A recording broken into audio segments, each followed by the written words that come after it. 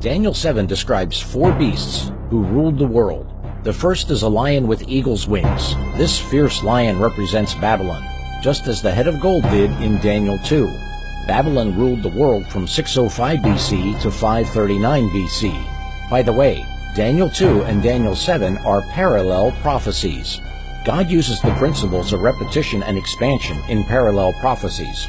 In other words, God repeats prophecies using different symbols, and as he does, he expands on the prophecy, giving us the necessary clues and additional information he wants us to know in order to understand the prophecy. The second beast is a bear with 3 ribs in its mouth.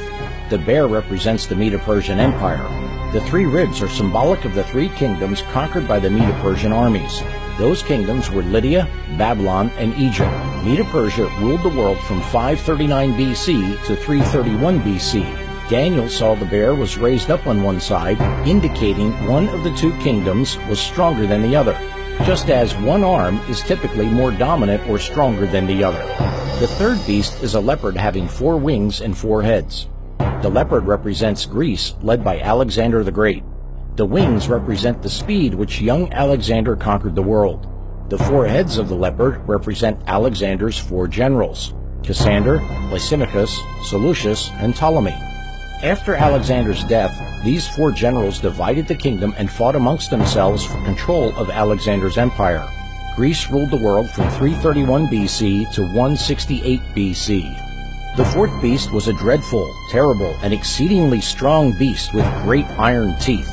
This beast, with its iron teeth, represents the same kingdom as the legs of iron.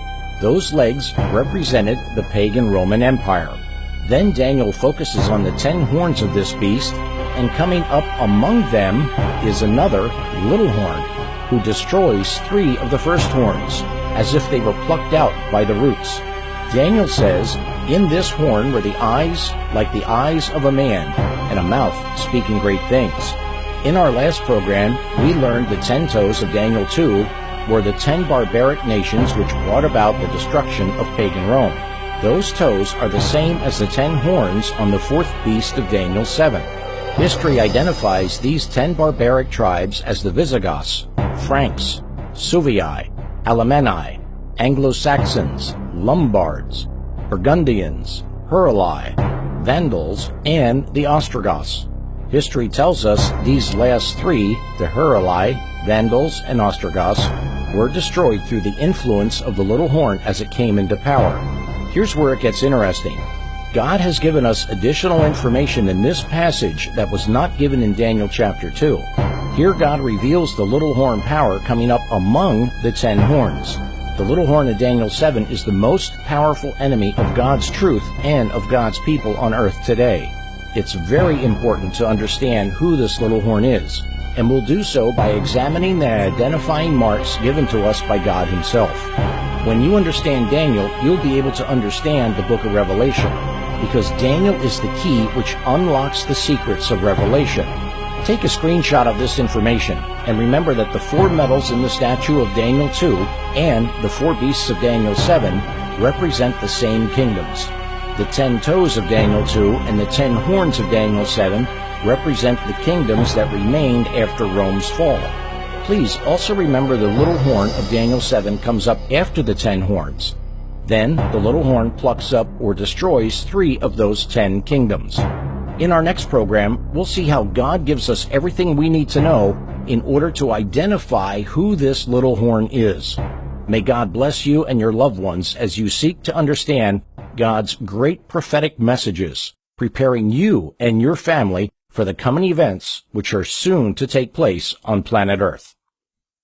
To learn more, email stmedia.co@gmail.com with your name and address for the free book, The Great Controversy Between Christ and Satan, available within the continental United States while supplies last. Outside the continental U.S., we'll send you the book in PDF format. So please email us today with your name and address, and we'll send you this free book, The Great Controversy, Past, Present, and Future. That address again is stmedia.co@gmail.com. May God bless you as you seek to learn and follow His will for your life as found in the Holy Bible.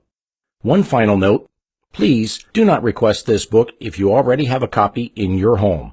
Thank you, and God bless you.